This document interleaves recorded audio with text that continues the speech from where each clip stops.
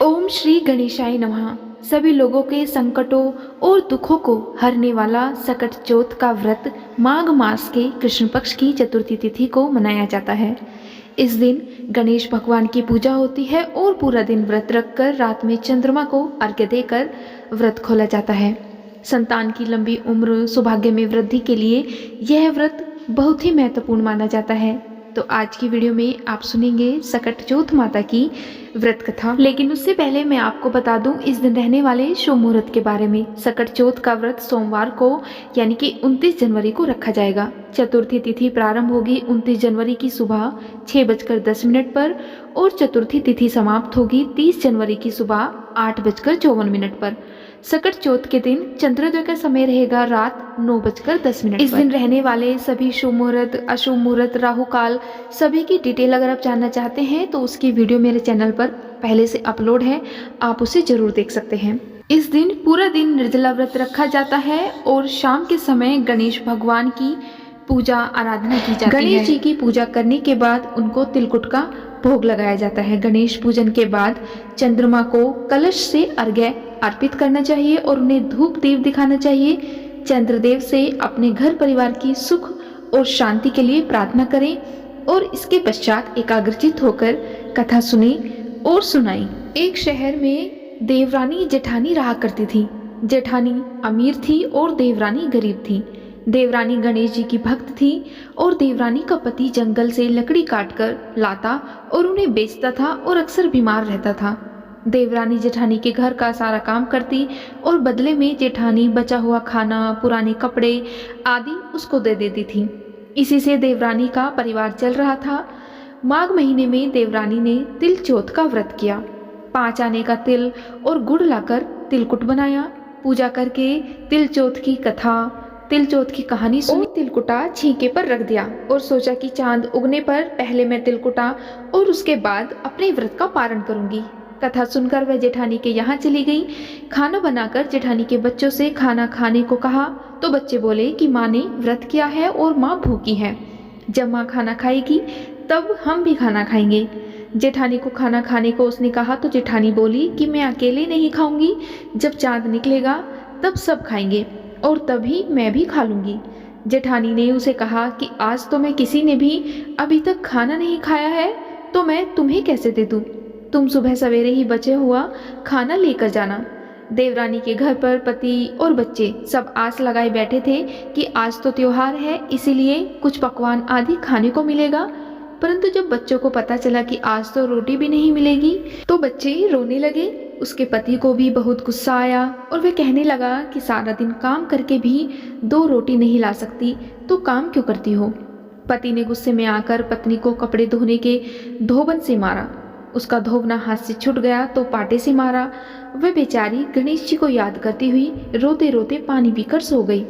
उस दिन गणेश जी देवरानी के सपने में आए और उससे कहने लगे कि धोबने मारी, पाटे मारी सो रही है या जाग रही है?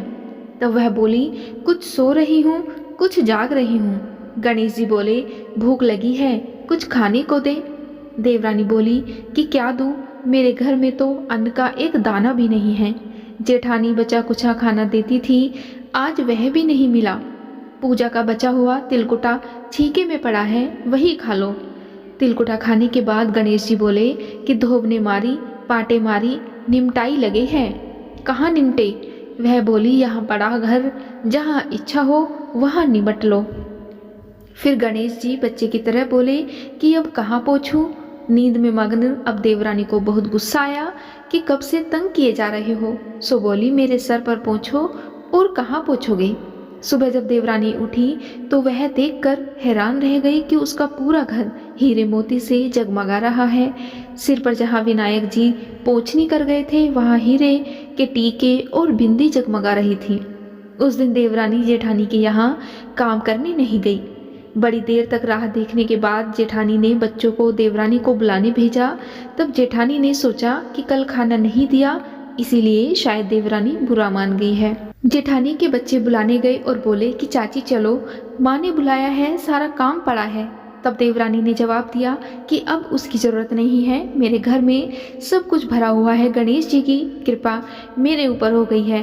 बच्चों ने जब जाकर अपनी माँ को बताया कि चाची का तो पूरा घर हीरे मोतियों से जगमगा रहा है, तब जेठानी दौड़ती हुई देवरानी के पास आई और उससे पूछा कि यह सब कैसे हुआ। तब देवरानी ने उसके साथ जो कुछ हुआ वह सब उसको कह डाला। घर लौटकर जेठानी अपने पति से कहने लगी कि आप मुझे धोबने और पाटे से मारो। तब उसका पति बोला कि भली मानस, मैंने कभी तुम पर हाथ भी नहीं उठाया, मैं तुम्हें धोबने और पाटे से कैसे मार सकता हूँ। तो वह नहीं मानी और जिद करने लगी, तो मजबूर होकर उसके पति को उसे मारना पड़ा। उसने ढेर सारा घी डालकर चूरमा बनाया और छीके में रखकर सो गई। रात को चौथ विनायक जी सपने में आए और कहने लगे कि भूख लगी है, क्या खाऊं। तब जेठानी ने कहा कि हे गणेश जी महाराज, मेरी देवरानी के यहाँ तो आपने सूखा तिलकुट खाया था, मैंने तो झरते घी का चूरमा बनाकर आपके लिए छीके में रखा है। फल और मेवे भी रखे हैं, जो चाहे हो आप वो खा लो। बाल स्वरूप गणेश जी बोले कि अब निपटे कहाँ। तब जेठानी बोली, मेरी देवरानी के यहाँ तो टूटी फूटी झोपड़ी थी, मेरे यहाँ तो कंचन के महल हैं। हे गणेश भगवान, आप जहाँ चाहो वहाँ निपट लो।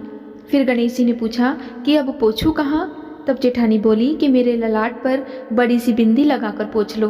धन की भूखी जेठानी सुबह बहुत जल्दी उठ गई और सोचा कि मेरा घर हीरे जवाहरात से भर चुका होगा। पर जब उसने देखा तो पूरे घर में गंदगी फैली हुई थी, तेज बदबू आ रही थी और उसके सिर पर भी बहुत सी गंदगी लगी थी।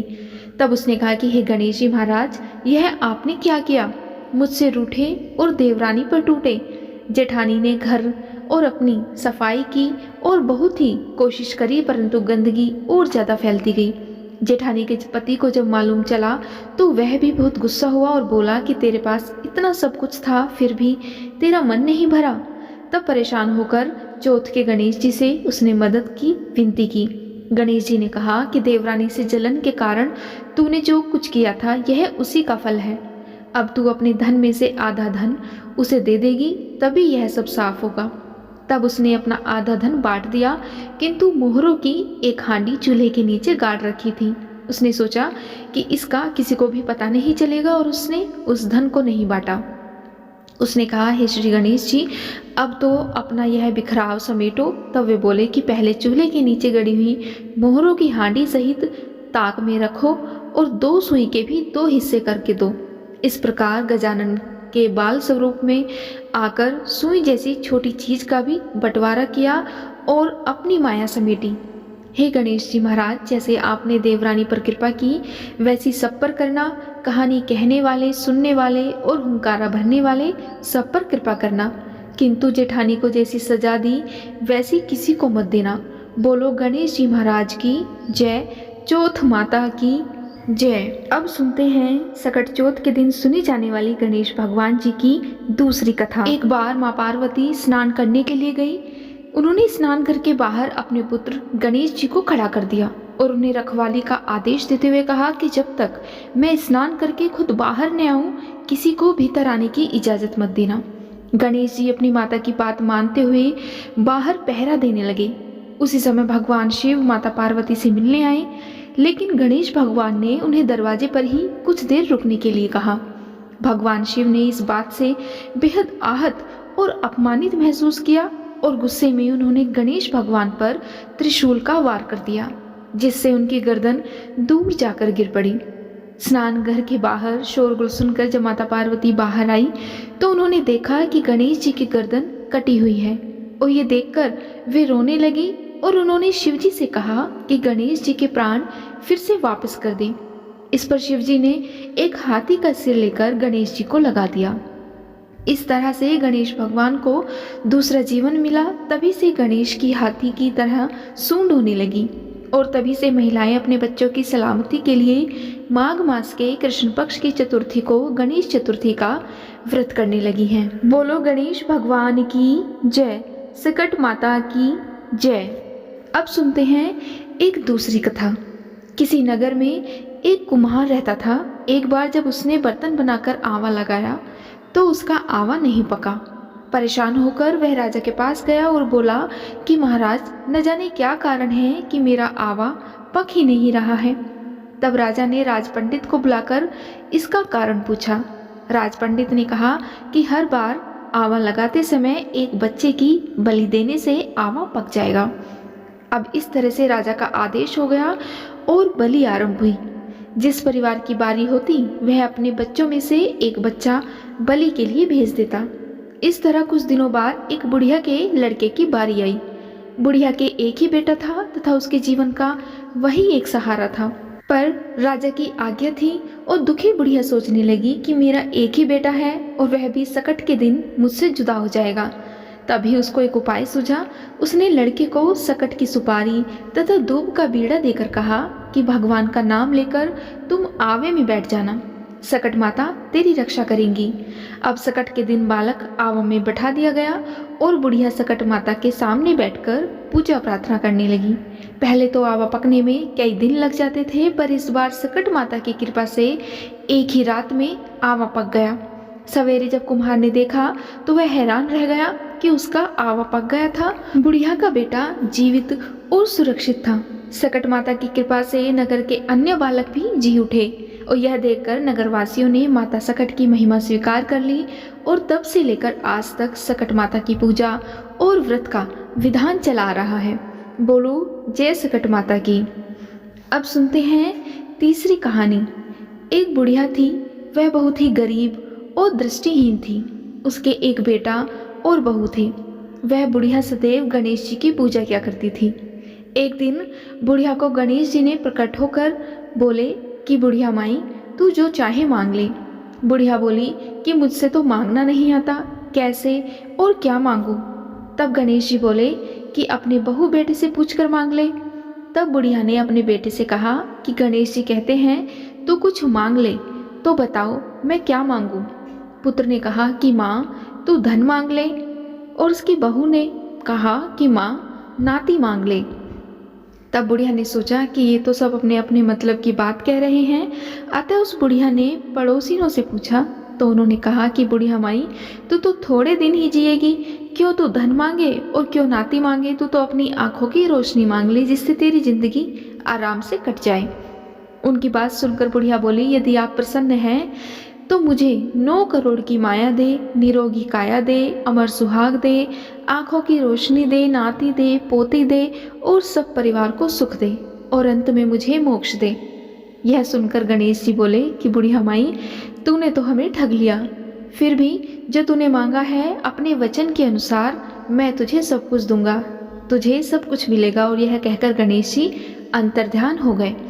उधर बुढ़िया माँ ने जो कुछ मांगा वह सब कुछ उसे मिल गया। हे गणेश महाराज, जैसे तुमने उस बुढ़िया माँ को सब कुछ दिया वैसे ही सबको देना।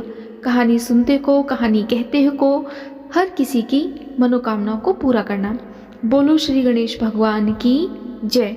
बोलो सकट माता की जय। आज की वीडियो में इतना ही। उम्मीद है आपको आज की वीडियो जरूर पसंद आई होगी। अगर आपको आज की वीडियो पसंद आई तो वीडियो को लाइक और अगर चैनल पर पहली बार आए हैं तो चैनल को सब्सक्राइब भी जरूर करिएगा और कमेंट बॉक्स में गणेश भगवान की जय और चौथ माता की जय अवश्य लिखिएगा। जय श्री कृष्णा। राधे राधे। ओम नमः शिवाय। जय गणेशाय नमः।